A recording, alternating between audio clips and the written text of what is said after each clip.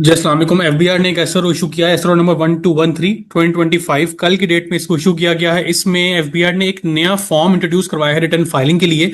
वो form available है for individuals, simplified electronic return for individuals. एक simplified electronic return form introduce करवाएंगे, जिसपे उनकी स्टेटमेंट थी कि इस फॉर्म के आने के बाद आपको लॉयर्स की जरूरत नहीं पड़ेगी, आप खुद से अपना रिटर्न फाइल कर सकेंगे। अब इस फॉर्म के अंदर डिफरेंट स्क्रीन्स हैं जो कि यहाँ पे अवेलेबल हैं। अभी ये आईआरएस के ऊपर इसको लाइव नहीं किया गया, सिंपल एक एसआरओ का पार्ट बनाया गया और एक ड्राफ्ट इशू किया गया है। इस ड्राफ्ट को 7 डेज तक अंडर ऑब्जर्वेशन रखा जाएगा, डिफरेंट कमेंट्स रिसीव होंगे, उसके बाद इसको इंप्लीमेंट कर दिया जाएगा ऑन आईआरएस। अब इस फॉर्म में क्या डिटेल्स अवेलेबल है, एफबीआर आपसे क्या इन्फॉर्मेशन डिमांड कर रहा है। कुछ इन्फॉर्मेशन ऐसी भी है जो कि एफबीआर ऑलरेडी अपने पास होल्ड कर रहा है और वो आपको बता रहा है कि मेरे पास इन्फॉर्मेशन आपके नाम पे अवेलेबल है, अगर आपकी इससे ज्यादा कोई डिटेल्स है तो वो मुझे आप प्रोवाइड करें। ये कौन सी इन्फॉर्मेशन है ये भी हम डिस्कस करते हैं। सबसे पहले वो आपको सोर्सेज ऑफ इनकम आपके बता रहा है कि उसके मुताबिक एफबीआर आपको बता रहा है कि मेरे मुताबिक आप इन इन जगहों से रेंटल इनकम अर्न कर रहे हो। यहाँ पे वो बता रहा है our records indicate that you received income during the tax year from the pre selected sources below. If you received income from any additional sources during this period please select them and proceed to the next step. जिन items के ऊपर, जिन tabs के ऊपर tick mark हुआ हुआ है, इसका मतलब यह है कि एफबीआर के पास आपके नाम पे डाटा वहां पहुंचा हुआ है और आपके नाम पे टैक्स जमा हुआ है, तभी जाके एफबीआर को इन्फॉर्मेशन रिसीव हुई है। तो आप यहाँ पे अपने सोर्स ऑफ इनकम को मिनिमम ये तो लाजमी रखेंगे, इसके अलावा कोई एडिशनल है तो वो उसको आप बता देंगे। फर्स्ट टैब में आपको सिर्फ ये करना है कि आपको अपना इनकम सोर्स वेरीफाई करना है, सिलेक्ट करना है। अगर आप इसमें कुछ चेंज करना चाहते हैं तो फिर आप चेंज करेंगे, अदरवाइज आप नेक्स्ट स्टेप पे आ जाएं। नेक्स्ट स्टेप पे सबसे पहले आपने अपनी सैलरी डिटेल देनी है, जो आपका मेन सोर्स ऑफ इनकम होगा सैलरी इंडिविजुअल के लिए। सैलरी डिटेल में वो आपको बता रहा है कि मैंने आपको प्री फिल्ड डाटा एंटर कर दिया है, जो मेरे पास आपके नाम पे डाटा अवेलेबल है। यहाँ पे आपके पास एडिट की ऑप्शन होगी, अपने एम्प्लॉयर का नाम, ग्रॉस सैलरी, ट्रांसपोर्ट या मोनेटाइजेशन बेनिफिट को या को मिला हुआ टैक्स डिडक्टेड, कितना आपका टैक्स डिडक्शन है पूरे साल में, salary allowance exam from tax कितना है, वो सारी डिटेल्स आपको यहाँ पे एनुअल बेसिस पे पूरे सालाना जो नंबर है वो आपको यहाँ पे प्रोवाइड करने हैं। जो आपके पे स्लिप पे ऊपर यहाँ आपका टैक्स रिडक्शन सर्टिफिकेट है, वहां से भी आपको इन्फॉर्मेशन मिल सकती है। नेक्स्ट स्टेप पे आप आएंगे तो अपने पेंशन की डिटेल देंगे। अगर आपको पेंशन नहीं मिली तो फिर आप इस स्टेप को इग्नोर कर देंगे, अदरवाइज आप इस स्टेप को फुलफिल करेंगे। यहाँ पे भी वो आपको ये बता रहा है कि अपनी पेंशन की डिटेल एंटर करें। ये प्री फिल डाटा नहीं होगा, क्योंकि विद जो पेंशन है उसके ऊपर विद होल्डिंग टैक्स नहीं करता, रिटर्न के साथ टैक्स जमा करवाते हैं, तो यहाँ पे डिटेल एफबीआर के पास मौजूद नहीं होती। इसके बाद नेक्स्ट है जी your rent from property. Please enter details of your rental income from property for the tax year 2025। आगे आपने रेंट लिखना है from property, repair maintenance allowance को आपको मिल रहा है तो वो भी आप यहाँ पे मेंशन करेंगे। तो इसके बाद नेक्स्ट स्टेप आपका आ जाएगा प्रॉफिट ऑन बैंक अकाउंट। जो आपको आपके सेविंग अकाउंट पे या आपको कोई इन्वेस्टमेंट की हुई है टर्म डिपॉजिट, तो उसके ऊपर आपको क्या इनकम जनरेट हो रही है। तो एफबीआर कह रहा है कि मेरे पास ऑलरेडी डेटा अवेलेबल है, प्री फिल्ड डिटेल्स आपको मैं दे रहा हूँ। आपके बैंक अकाउंट के ऊपर जो आपको प्रॉफिट मिल रहा है, आप मुझे अपने प्रॉफिट की अमाउंट जो है वो आप कंफर्म करो। मिनिमम इतनी अमाउंट तो आपको लाजमी रखनी चाहिए, क्योंकि ये एफबीआर के रिकॉर्ड में है। इसको आप कम ना करें, इसको आप ज्यादा करें, ताकि अगर आपके पास एक्चुअल डाटा ज्यादा है तो वो एफबीआर को रिपोर्ट हो जाए, अदरवाइज मिनिमम ये डाटा तो आपको प्रोवाइड करना पड़ेगा। नेक्स्ट स्क्रीन में आपकी डिविडेंड्स की डिटेल, अगर आपने शेयर में इन्वेस्टमेंट की हुई है तो डिविडेंड इनकम आपको मिल रही होगी, उस पर टैक्स भी कटता है, तो वो भी एफबीआर के पास as a pre filled information data available है। वो आपको सिर्फ बता रहा है कि मुझे आपके सारी चीजों का पता है, सिर्फ आपको अपना डाटा कंफर्म करना है ताकि आप अपनी रिटर्न सबमिट कर सकें। उसके बाद आपका विद होल्डिंग टैक्स का डाटा भी एफबीआर के पास अवेलेबल है। प्री फिल्ड डाटा आपको प्रोवाइड कर रहा है, जो आपके नाम पे टैक्स जमा हुए, इसमें एडजस्टेबल टैक्स अलहदा से है, मिनिमम टैक्स अलहदा है, फाइनल टैक्स है, नीचे टोटल विद होल्डिंग टैक्सेस आ जाता है। एडजस्टेबल टैक्स में आपकी सैलरी है, कैश विड्रॉल है, इसके अलावा आपके डिडक्टेड ऑन क्रेडिट और डेबिट कार्ड ट्रांजेक्शन है। यहाँ आपका फोन इंटरनेट के ऊपर कोई टैक्स कट आपका विद होल्ड हुआ, यहाँ पे जमा करवाया, तो वो आप यहाँ पे उसको इन्फॉर्मेशन कंफर्म करेंगे, क्योंकि वो आपको प्री फिल्ड डाटा यहाँ प्रोवाइड कर रहा है। Minimum tax, tax deducted on payment for services, अगर आपने कोई सर्विसेज वगैरह दी हैं तो फिर उसके पे आपका मिनिमम टैक्स लगता है बीइंग एन इंडिविजुअल, वो आप यहाँ पे उसको बताएंगे। अगर होता है ना कि सैलरी इंडिविजुअल है, वो फ्रीलांसिंग सर्विसेज दे रहा है या कोई और पार्ट टाइम सर्विस दे रहा है, तो उसके ऊपर उसका टैक्स विद होल्ड हो सकता है। फिक्स टैक्स में आपका बैंक अकाउंट का सेविंग का जो प्रॉफिट है उसका टैक्स है, डिविडेंड का टैक्स है, यहाँ आपका बिजली का बिल कोई उसके ऊपर आपको विद होल्डिंग टैक्स चार्ज जो है, तो वो आप यहाँ पे उसको डिक्लेयर करेंगे या कंफर्म करेंगे।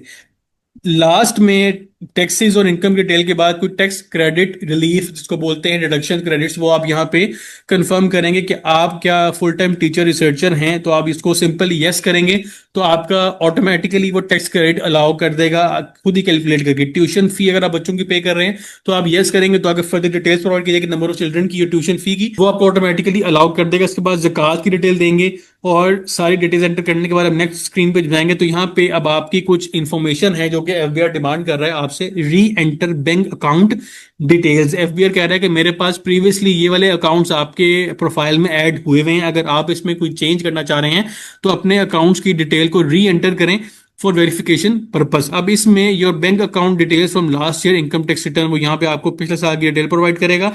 और अगर आप री एंटर करना चाहते हैं तो फिर उसके लिए अगली स्क्रीन पे यहाँ पे आपको अपना आईबीआई नंबर लिखना है, अकाउंट का क्लोजिंग बैलेंस भी बताना है। पहले एफबीआर ये इन्फॉर्मेशन आपसे अकाउंट डिटेल जहां ऐड करते हैं वहां नहीं मांगता, रिटर्न में आप उसको खुद से बताते हैं, लेकिन अब आपने जब अकाउंट ऐड करना है तो आपने क्लोजिंग बैलेंस 30 जून 2025 का उसको लाजमी बताना है।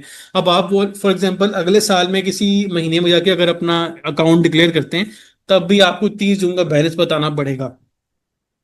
नेक्स्ट स्क्रीन में आपने कोई बैंक अकाउंट अगर ऐड करना है तो फिर अब यहाँ पे बैंक नेम, अकाउंट टाइटल और आईबीएन लिखेंगे तो आपका अकाउंट यहाँ पे ऐड हो जाएगा।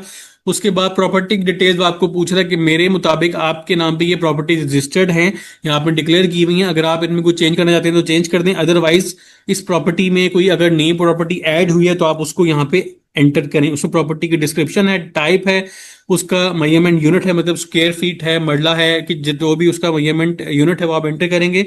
जितने भी आपने उसको डिक्लेयर करना है वो आप कॉस्ट यहाँ लिखेंगे।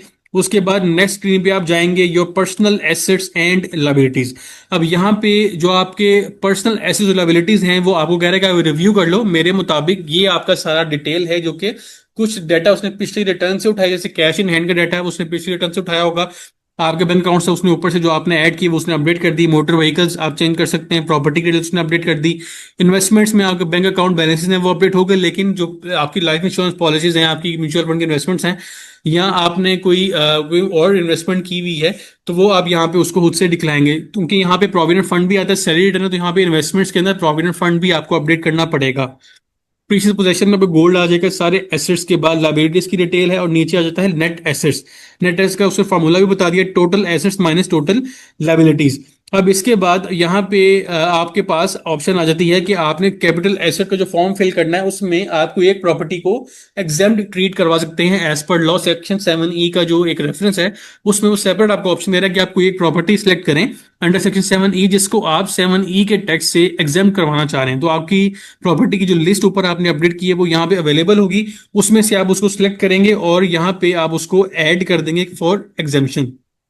इसके बाद आपने यहाँ पे डिटेल देनी है कि select any additional properties for exclusion, क्योंकि लॉ में एक प्रॉपर्टी तो वैसे एग्जाम्प्ट है, उसके अलावा कुछ एग्जाम्पशन लिस्ट है जिसके मुताबिक आप अपनी प्रॉपर्टीज को एग्जाम्प्ट ट्रीट करवा सकते हैं। जैसे आपकी रेंटल इनकम अगर आ रही है तो वो प्रॉपर्टी एग्जाम्प्ट होगी, अगर आप वहां बैठ के खुद बिजनेस करें तो प्रॉपर्टी एग्जाम्प्ट होगी, और डिफरेंट क्राइटेरिया उसके ऊपर भी मैंने एक लेक्चर डिटेल में बनाया हुआ है, यहाँ राइट कॉर्नर में उसको लिंक अटैच कर दी सेक्शन 7E का, वो आप लेक्चर एक दफा रिव्यू कर सकते हैं। इन सब प्रॉपर्टीज के बाद आपके पास जो प्रॉपर्टीज बच जाएंगी उनकी आपने मार्केट वैल्यू बतानी है जो आपका 7E के लिए एलिजिबल है। अगर उनकी मार्केट वैल्यू 25 मिलियन से एक्सीड करती है, मार्केट वैल्यू का मतलब है जो एफबीआर के मुताबिक रेट्स निकलते हैं। एफबीआर के मुताबिक रेट्स कैसे निकालते हैं उसका जो एक मेथड है वो भी मैंने डिटेल वीडियो ऑलरेडी डिस्कस की हुई है, आप मेरे चैनल में जाके उसको विजिट कर सकते हैं। मार्केट वैल्यू बताएंगे और यहाँ पे बताएंगे कैलकुलेटेड टैक्स। अगर 25 मिलियन से मार्केट वैल्यू एक्सीड कर रही होगी आपके बाकी तमाम प्रॉपर्टीज की तो उस पर आपको 1% का टैक्स देना पड़ेगा, अदरवाइज वो एग्जेम्प्ट ट्रीट हो जाएगी। इसके बाद अगली जो विंडो आती है वो आती है आपकी वेल्थ रिकंसिलिएशन की। उसमें अब आपकी जो जितने पैसे आपके इनफ्लो आ रहे हैं, योर मनी कमिंग इनकम, मतलब है आपकी जो टोटल इनफ्लोज हैं, सबसे पहले आपकी उसमें इनकम आती है, फॉरेन रेमिटेंस आ जाती है, गिफ्ट भी आपको मिला है, आपने कोई इनहेरिटेंस रिसीव की है, ये सारे आपके टोटल इनफ्लोज हैं। इनफ्लोज में से आपकी जो आउटफ्लोज है वो माइनस होंगे। आउटफ्लोज में आपका ऑटोमेटिकली जो एक फार्मूला वो बता रहा है कि मैंने अप्लाई किया जिसकी वजह से आपके आउटफ्लोज ऑटोमेटिकली कैलकुलेट हो रहे हैं, total money coming in minus change in net assets. Change in net assets का मतलब है कि ओपनिंग एसेट्स और क्लोजिंग एसेट्स का जो डिफरेंस है वो तो उन दोनों का, इन दो आइटम्स का जो डिफरेंस है वो आपका आउटफ्लो कहलाएगा, जो कि यहाँ पे आपको नजर आ रहा है। अगर आप इसमें कुछ चेंज करना चाहते हैं तो वो आप कर सकते हैं, अदरवाइज ये ऑलरेडी बैलेंस्ड नंबर होगा। इसके मुताबिक आपकी जो रिटर्न है वो रिकनसाइल हो रही होगी। अगर रिकनसाइल नहीं होती इसका मतलब है कि आपने कोई डिटेल ऊपर नीचे एंटर की है, उसको आपको रिव्यू करने की जरूरत है। इसके बाद आपको एक समरी वो दिखाएगा कि आपकी टोटल इनकम कितनी है, टोटल कितना टैक्स आपका डिडक्ट हुआ या पे किया आपने, कितना आपका बैलेंस पेएबल है। उसके बाद आप अपनी रिटर्न की कॉपी डाउनलोड कर सकते हैं। यहाँ पे आपने अंडरटेकिंग देनी है कि I hereby affirm that the information provided this page is true. इसके बाद आप अपनी रिटर्न को इस सबमिट पे क्लिक करेंगे तो सबमिट हो जाएगी। सबमिट करने के बाद यहाँ पे आपको वो एक डिटेल समरी प्रोवाइड करेगा, जिसमें आपकी इनकम, आपकी टोटल इनकम का ब्रेकअप, उसके बाद टैक्सेबल इनकम, आपका जो टैक्स पेएबल है उसका ब्रेकअप होगा। उसके बाद अपनी कॉपी डाउनलोड करेंगे और यहाँ पे जब आप वेरिफिकेशन कोड जो 6 डिजिट होगा वो आप यहाँ पे एंटर करेंगे तो ही आपको रिटर्न फाइलिंग वो सबमिट करने देगा। इस यहाँ पे लिखा हुआ है please enter 6 digit verification code send to your registered mobile number. जिसके नाम पे आईआरएस अकाउंट रजिस्टर हुआ है उस मोबाइल नंबर पे कोड आएगा, वो आपको एंटर करना है, तो ही आपकी रिटर्न सबमिशन कंप्लीट होगी। एंटर जब आप कर देंगे कोड, उसके बाद आपको एक मैसेज जनरेट होकर आपकी रिटर्न सबमिट हो गई है। और अगर आपको कोई रिफंड बनता हो तो उसके लिए भी वो बता रहा है कि your tax refund has been transferred to your bank account. जो आपने बैंक अकाउंट अटैच किया होगा, जो आपका प्राइमरी अकाउंट होगा, उसमें अंदर अगर आपको कोई रिफंड क्रिएट होता है टैक्स रिटर्न में, वो ऑटोमेटिकली इस जो लैंग्वेज है इस डॉक्यूमेंट की वो पढ़ के ये लग रहा है कि ऑटोमेटिकली वो क्रेडिट कर दिया जाएगा। क्योंकि सैलरीड क्लास का सारा टैक्स विदहोल्ड हो जाता है, उसमें कोई भी वो ऐसी इनकम नहीं अर्न कर रहा होता जिसने वो बाद में जाकर टैक्स जमा करवाना है, इसलिए सारी इनकम ऑलरेडी टैक्स होती है। तो उसमें जो रिफंड क्रिएट होता है उसमें एफबीआर का रेवेन्यू लॉस जो रिस्क है वो बहुत लो है, इसलिए वो उसको ऑटोमेटिकली रिफंड के ऑप्शन दे रहा है। ये डॉक्यूमेंट यहाँ पे एंड हो जाता है, जिसमें 2025 के लिए इसको कहा गया कि इम्प्लीमेंट किया जाएगा। और डॉक्यूमेंट के स्टार्ट में यहाँ पे मेंशन्ड है कि 7 डेज का हमने टाइम दिया है फॉर ऑब्जर्वेशन, जो एक कह सकते हैं सजेशन हैं या कोई कमेंट्स हैं। उसके बाद अगर इसको चेंज किया जाएगा तो वो चेंज के साथ ऑफिशियल गजट में इसको पब्लिश कर दिया जाएगा और उसके फौरन बाद ही आईआरएस के ऊपर आपका ये फॉर्म अवेलेबल होगा, इसमें आप रिटर्न फाइल कर सकेंगे। तो एक रिसेंट अपडेट थी रिगार्डिंग सैलरीड क्लास या एक इंडिविजुअल क्लास, जिसके लिए एक नया फॉर्म एफबीआर ने अपनी वेबसाइट पे अवेलेबल करने का प्लान बना लिया है। इंशाल्लाह इस वीडियो में टॉपिक को डिस्कशन के ध्यान रखिएगा। अल्लाह हाफिज़। मैंने अपने व्हाट्सएप पे चैनल बनाया है सीए पैकेज शेख के नाम से। इसमें जितनी भी रिसेंट अपडेट्स हैं वो आपको एक्सक्लूसिवली यहाँ पे अवेलेबल होंगी, रियल टाइम पे आपसे शेयर की जाएंगी। उसके बाद वीडियो में जो भी मैं डिस्कशन करता हूँ उसको मैं पहले ही ग्रुप में बता दूंगा इंशाल्लाह कि जो आज हम डिस्कशन करेंगे वो किस टॉपिक के ऊपर होगी। उसके अलावा जो भी नई अपडेट्स आएंगी वो इस चैनल के ऊपर आपको उसके लिंक्स या डॉक्यूमेंट्स आपको अवेलेबल होंगे। तो आपसे रिक्वेस्ट है, मैंने लिंक इस चैनल का डिस्क्रिप्शन में ऐड कर दिया, आप उसको जाकर फॉलो करें ताकि आप रिसेंट अपडेट्स के साथ इन टाइम अपडेटेड रहें।